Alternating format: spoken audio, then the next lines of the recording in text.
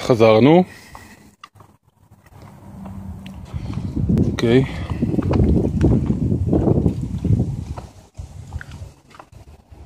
שמנו קצת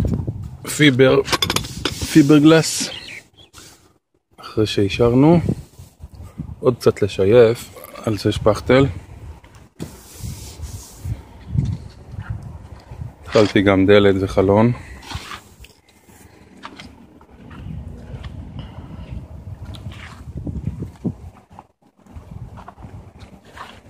נחזור בשלב הבא.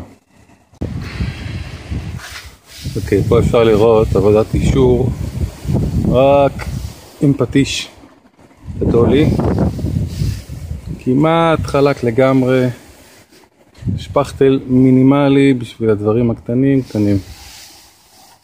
הרבה זמן לוקח, אבל שווה.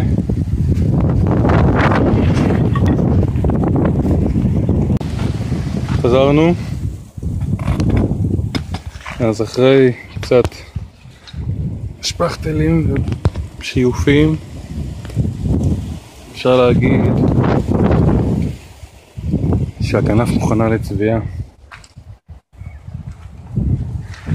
יש יותר מדי רוח היום. כן. זהו.